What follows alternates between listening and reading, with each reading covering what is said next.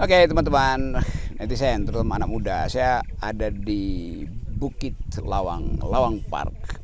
Tempat yang unik karena di bawah saya itu ada geopark yang membentang meliputi beberapa kabupaten. Itu Danau Maninjau.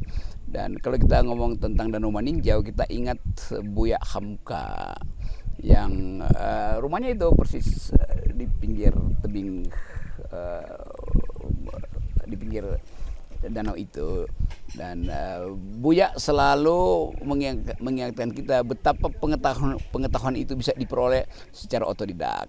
Dan saya bayangkan Buya Hamka itu dari rumahnya di pinggir Danau Maninjau, dia jalan 40 km untuk pergi ke sekolah di Bukit Tinggi. Dan itu menunjukkan bahwa intensi atau keinginan orang untuk belajar tidak boleh dihambat oleh cuaca. Jadi Buya kita kenal sebagai pemikir dan sastrawan besar Indonesia yang pendidikannya itu mungkin cuma SMP, tetapi kemampuan dia untuk memaksimalkan nalarnya itu luar biasa. Hal yang sama kita lihat pada Tan Malaka yang orang Payakumbuh yang juga kira-kira 50-60 km dari lokasi ini. Tan Malaka sering diingat oleh anak muda sebagai tokoh perjuangan yang memulai karirnya sebagai pelarian politik tuh. Pergi ke Eropa untuk belajar tentang sosialisme dan balik sebagai orang yang dicurigai karena mungkin dianggap jadi mata-mata Jepang segala macam. Tetapi Tan Malaka meninggalkan buku yang kita akan ingat terus-menerus karena dicetak ulang sampai setelah reformasi, itu Madilog. Itu buku yang dilarang dulu di zaman Orde Baru karena dianggap menyebarkan PKI itu atau komunisme terutama.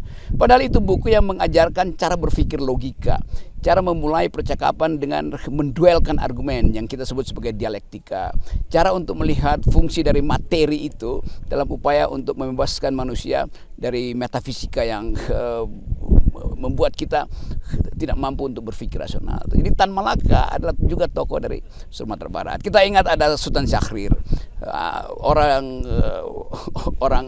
Kota Gedang yang belajar ke Eropa dan mendirikan Partai Sosialis Indonesia PSI. Ini PSI zaman dulu ya, beda dengan PSI sekarang. Yang mampu untuk mendalilkan Indonesia merdeka di depan PBB dan memukau sekali karena dia dengan sangat lihai bisa membantah dalil-dalil dari kolonial Belanda yang ingin masuk kembali ke Indonesia tuh. Dan Sultan Syahrir kita ingat sebagai tokoh yang jadi perdana menteri termuda di dunia sebetulnya dalam umur mungkin baru 28-29 tahun jadi perdana menteri itu. Tapi kemudian nasibnya tragis karena dipenjarakan oleh Bung Karno, lalu diasingkan ke Swiss dan meninggal di sana sebagai tahanan politik. Jadi kita bayangkan bagaimana pada waktu itu perbedaan pendapat di awal kemerdekaan sangat bagus, tapi ketika Soekarno menyatakan diri sebagai pemimpin besar revolusi, apalagi meneruskan ambisinya untuk jadi presiden seumur hidup, dia mulai memenjarakan lawan-lawan politik yang tadinya adalah kawan-kawan politiknya. Kita masih ingat lagi di Kota Gedang ada seorang perempuan namanya Rohana Kudus yang memulai tradisi menulis sendiri opini sebagai pemimpin redaksi sebuah terbitan. Ini perempuan menerbitkan sendiri majalahnya dan mengulas banyak hal tentang peran perempuan, kematangan perempuan untuk berpolitik.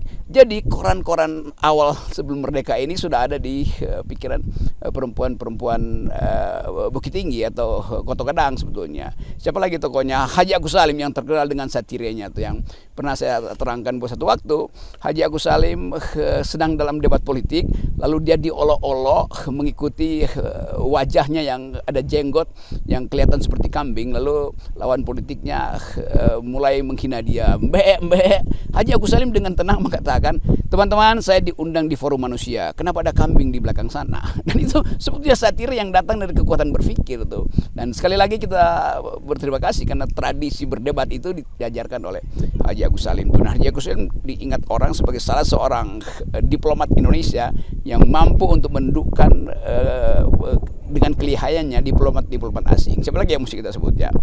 Muhammad Natsir juga datang dari tradisi mempertahankan dalil Islam itu dengan akal pikiran tuh. Dan kita tahu bagaimana perdebatan Natsir dengan Bung Karno, dan Bung Karno mengakui bahwa pikiran-pikiran Natsir juga mewarnai cara kita merumuskan Indonesia merdeka. Karena pada waktu itu kita mesti memilih apakah negara yang akan dimerdekakan itu basisnya adalah Islam misalnya, negara Islam basisnya kerajaan menjadi kesultanan lagi, atau basisnya negara modern yaitu dengan sistem demokrasi. Dan Muhammad Hatta juga datang dari Bukit Tinggi, dari Ranah Minang, dan mendalilkan bahwa hanya melalui kedaulatan rakyat dimungkinkan Indonesia untuk tumbuh sebagai negara modern. Nah, Hatta yang memulai tradisi untuk hak demonstrasi itu hak yang diucapkan oleh Hatta. Hatta menentang Bung Karno pada waktu itu karena Bung Karno menganggap demo itu bisa memberantakkan perjuangan. Tapi kata Hatta, kalau kita mau demokratis, demo itu justru yang akan mengikat kita sebagai bangsa beradab. Jadi demo itu dari awal sudah diizinkan atau bahkan dipromosikan oleh Hatta sebagai asasi manusia. Nah, sekarang kita lihat kontrasnya selama pemerintahan Jokowi dan akan dilanjutkan oleh Pak Prabowo. Apakah pikiran-pikiran bermutu dari Bukit Tinggi, dari Tanah Minang ini masih bisa kita anggap sebagai pikiran yang merupakan asli Indonesia, atau kita sekarang mulai masuk pada pragmatisme, pada sopan santun yang pura-pura, karena dianggap bahwa mengkritik itu tidak sopan. Padahal saya sering terangkan bahwa sopan santun itu adalah bahasa tubuh. Pikiran tidak memerlukan sopan santun. Kalau pikiran disopan santunkan, itu namanya kemunafikan dalam politik. Jadi teman-teman dari Lawang Park, Puncak Lawang, kita saksikan kembali atau kita bertemu kembali dengan pikiran-pikiran bagus dari Tanah Minang. Minangkabau menyumbang banyak pada pikiran bangsa ini. Dan kita ingin supaya Minangkabau, Bukit Tinggi terutama tempat saya sekarang itu, memulai tradisi kembali bahwa pikiran tidak boleh ditutup-tutupi. Pikiran harus diucapkan, bahkan dengan demonstrasi. Karena itu diajarkan oleh para pendiri bangsa ini yang justru berasal dari Bukit Tinggi. Salam akal sehat, Rocky Gerung.